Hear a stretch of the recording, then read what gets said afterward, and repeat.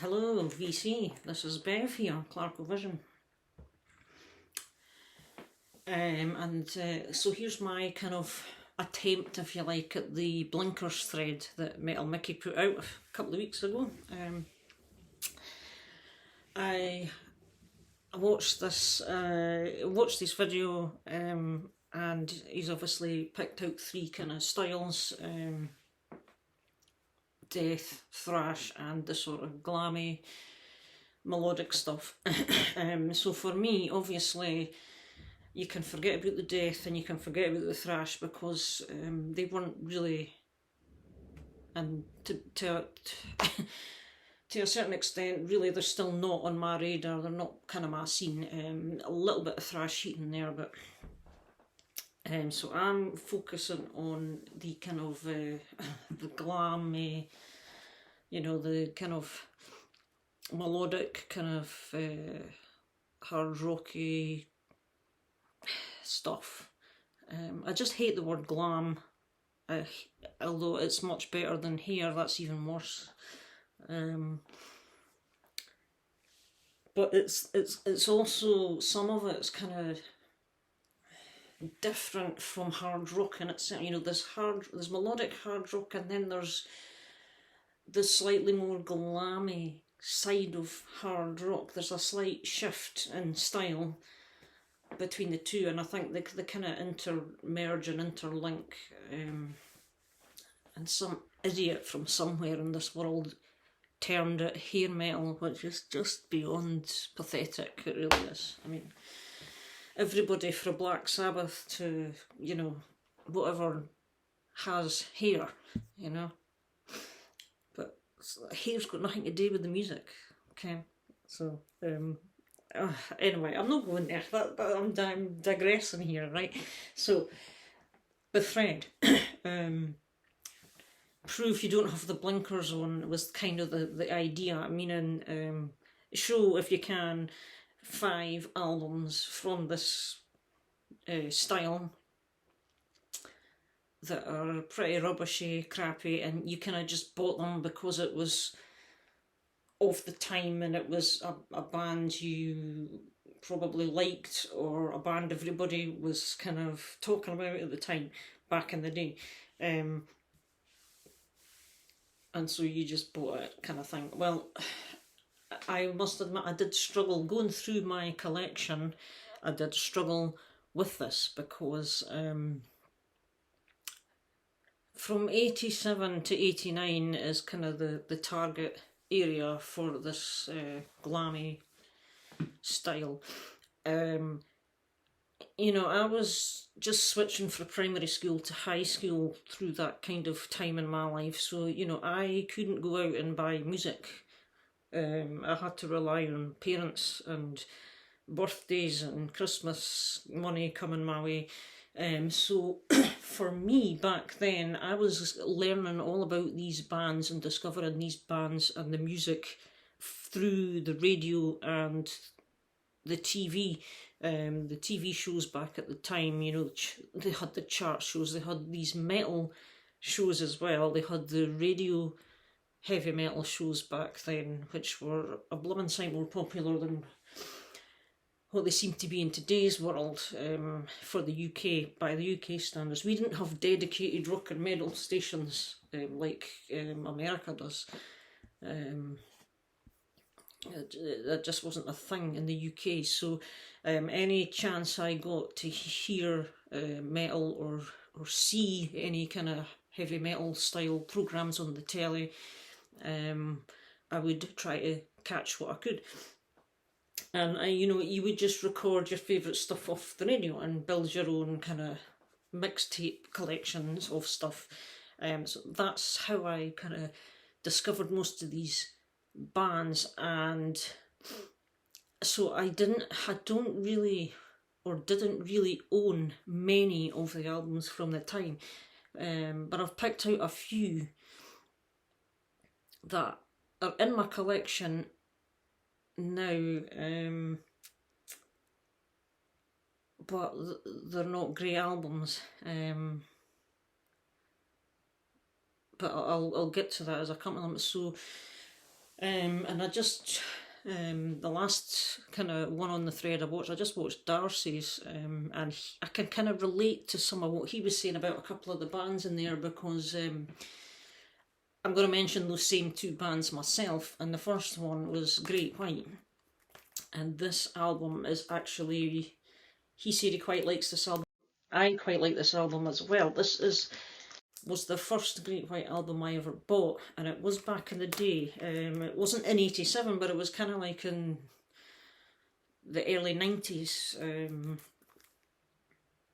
I picked this album up because the first two songs by Great White that I heard, and again it was through the radio, the heavy metal shows, was Lady Red Light and Rock Me.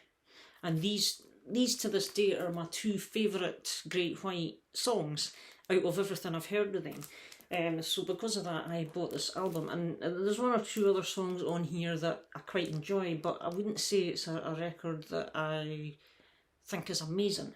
Those two songs I really, really like, that I just mentioned.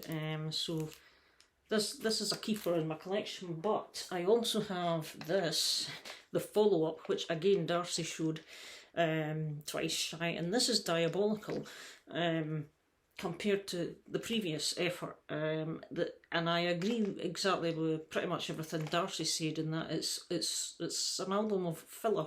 It's as if it's just I don't know, just random leftover songs that just kind of rubbishy songs. There's nothing, it's generally not a good album in my opinion. It's just, as I say, filler's the right word, I think.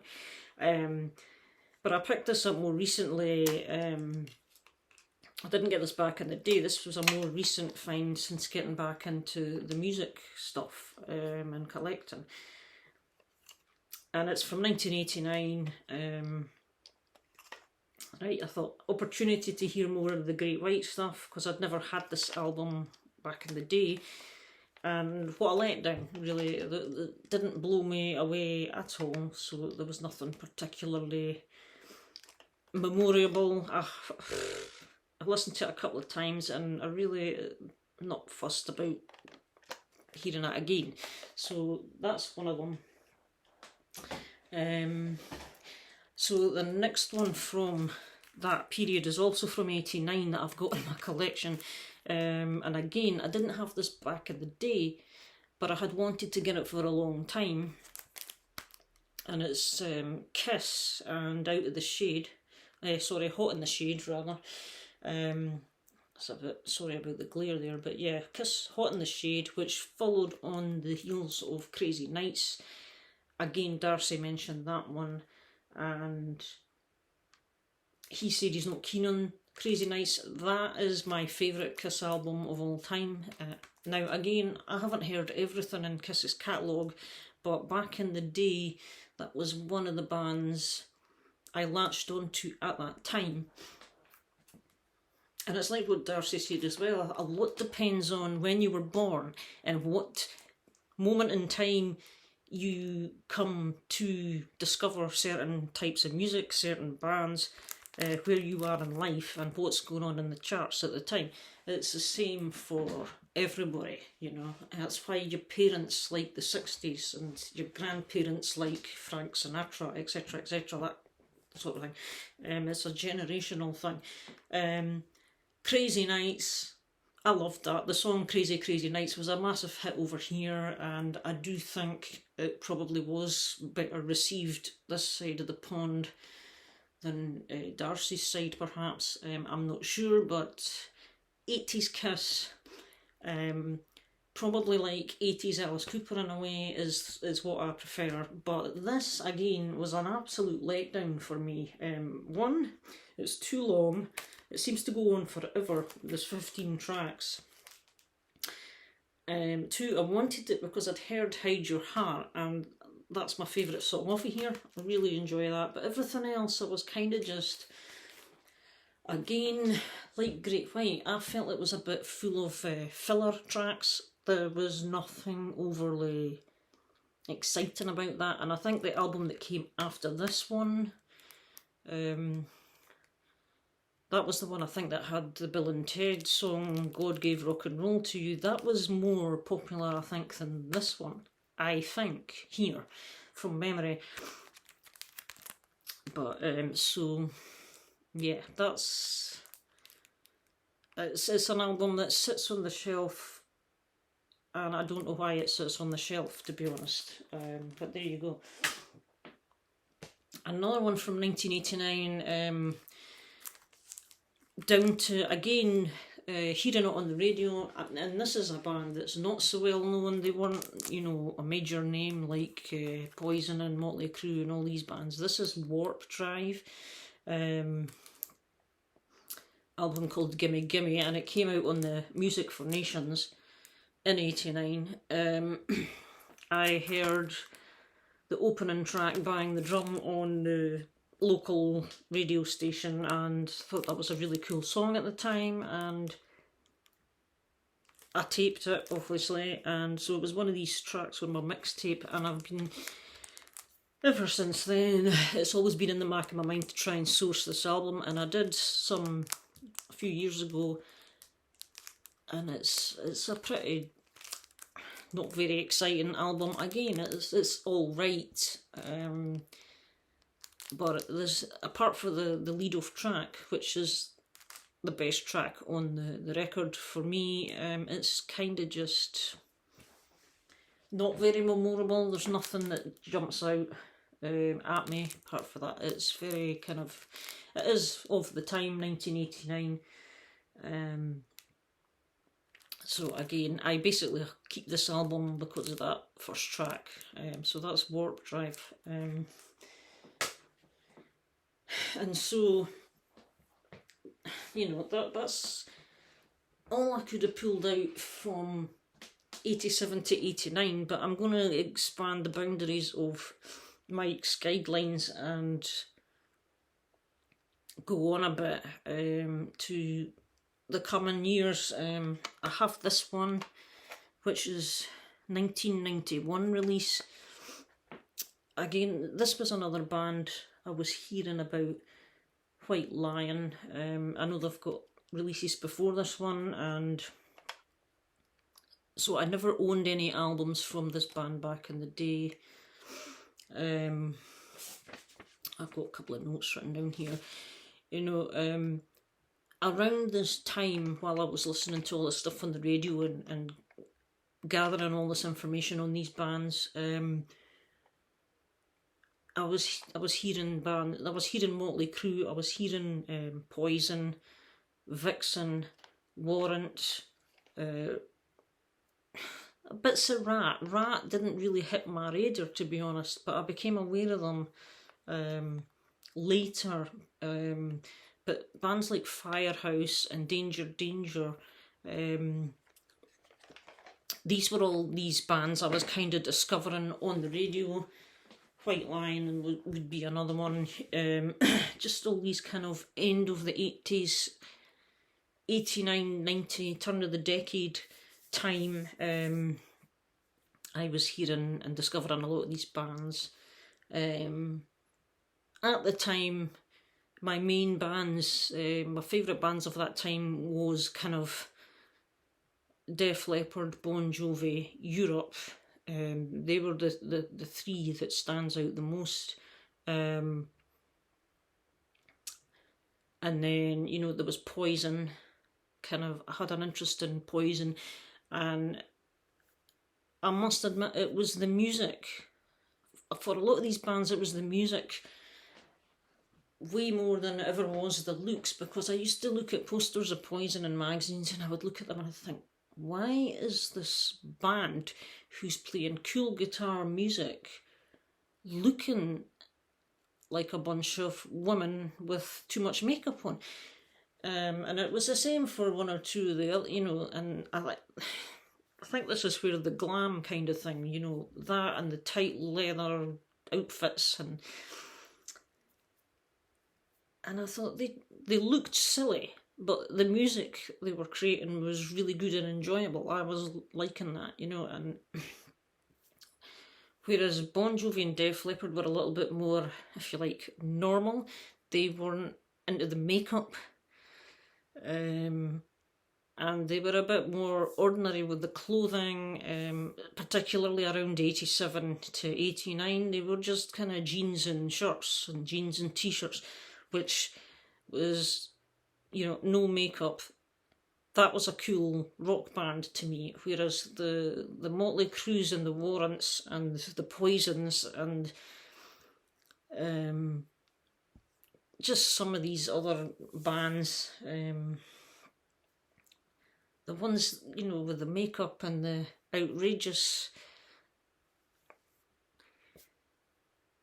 whatever looks, shall we say, I just thought, what's wrong with these folk? If you can play the guitar, if you can make a good song, you didn't need the makeup and all that. So that was the kind of thing for me that maybe stopped me liking these bands as much as I would have wanted to at the time. And I mentioned Slaughter was another band I was beginning to hear about, and Steelheart was another band. And I remember taping Steelheart did a really good quality ballad, I'll Never Let You Go. And the guy's voice is a phenomenal voice, the singer's voice in that band. But it was just one of these voices for me that was on the verge of being too high pitched. I get to a point where there's a line, and if you're on or just crossing the line, it puts me off, kind of thing, with some of the high pitched. I do struggle with bands where the singer's voice is extremely on the very high registers, and if it's all the time. So I don't know if Steelheart was a band that I could tolerate a full album of. So as I say, back then it was all tapes. I never went out and got the full albums from a lot of these bands. And then, in the 90s, music was a bit of a weird experience for me.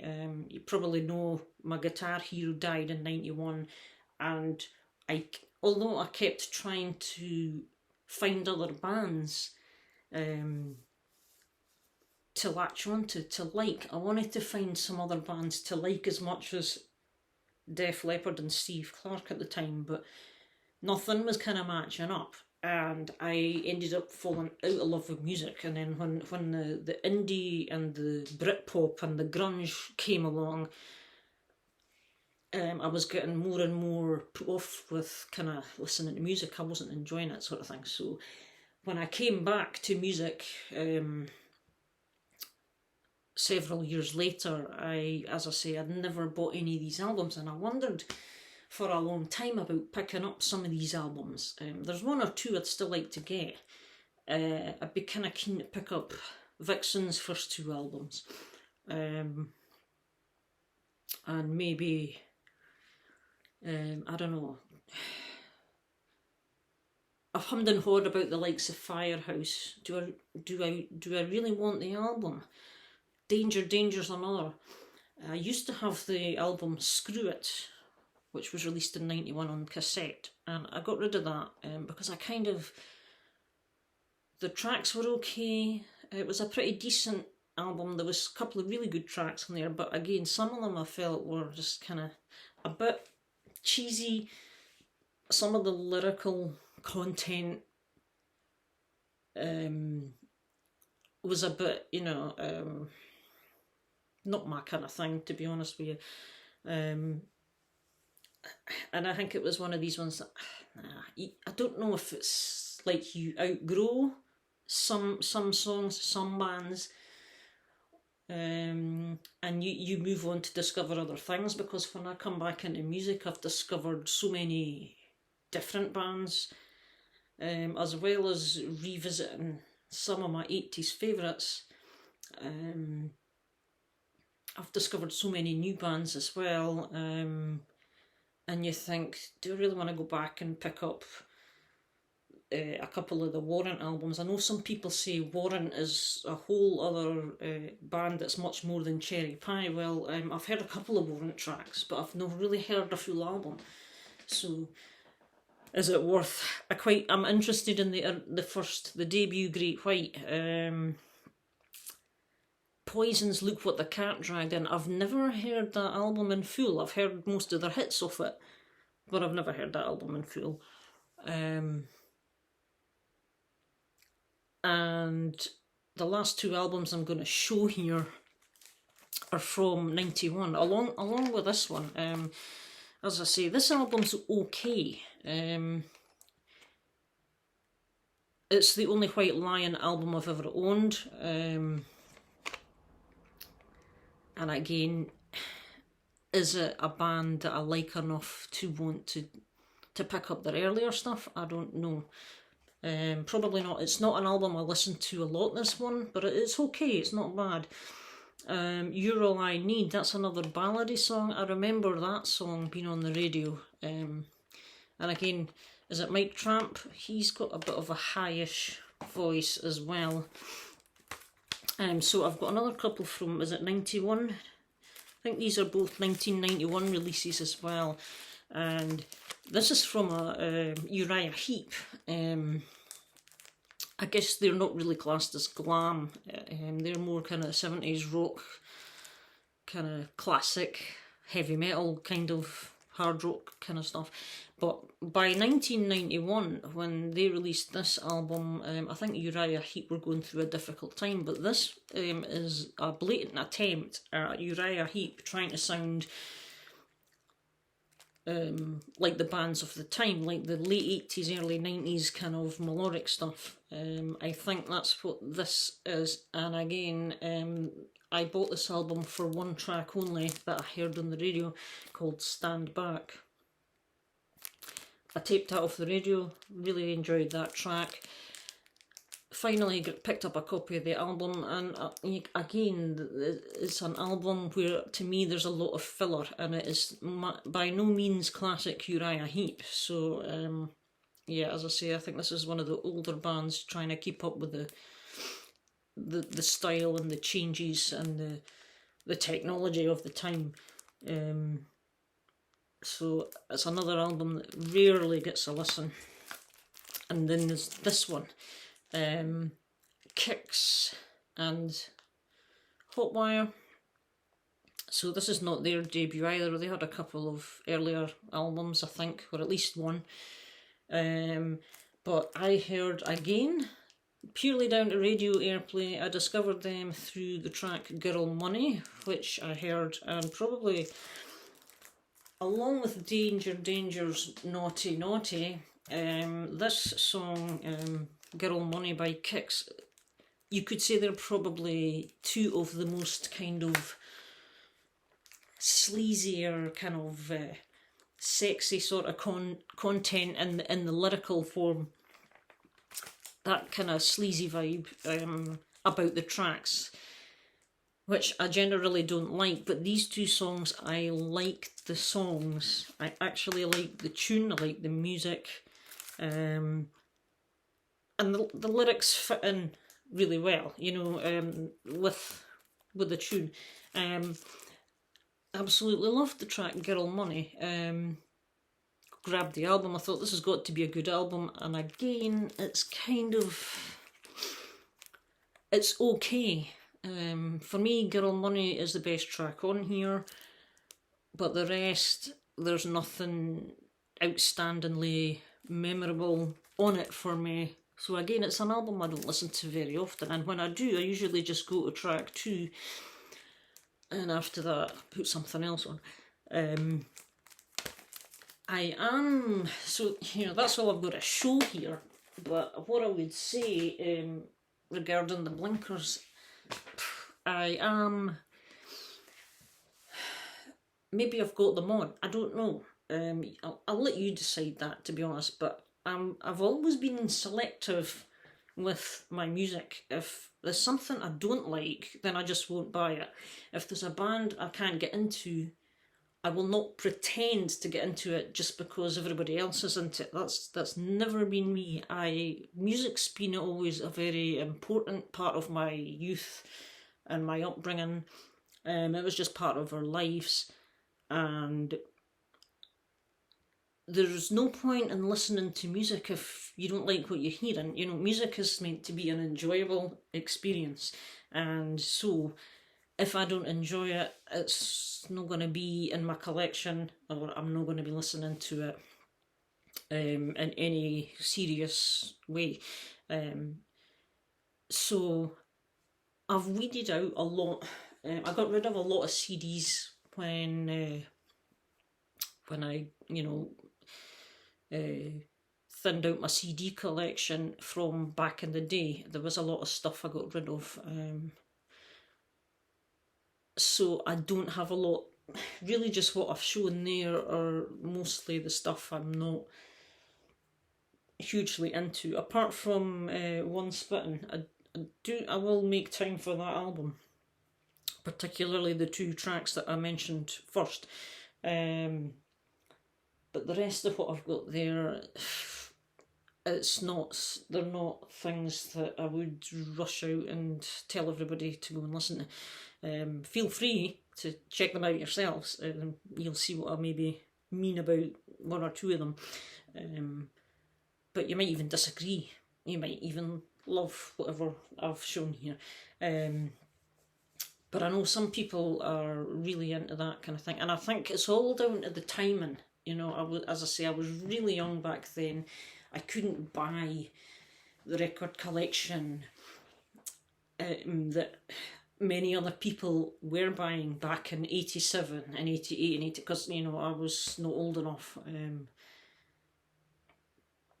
So that's kind of how it is, and I think that's possibly why I don't have as much stuff that I maybe don't listen to, stuff that I maybe would have that I don't like anymore in the collection, if that makes any sense. So anyway, that was my take on the Blinkers thread. I thought I'd make an attempt to do something. I think, I don't know if I showed 5 or 6 or whatever there, but there was around about 5, and they were kind of randomly spaced from 89 through to 91 or something like that. But yeah, so that's that. I thought I would just come on and have a wee ramble about how that kind of was for me. And I'll see you all in another video, and hopefully fairly soon-ish, and enjoy the weekend. Thanks for watching, and bye just now.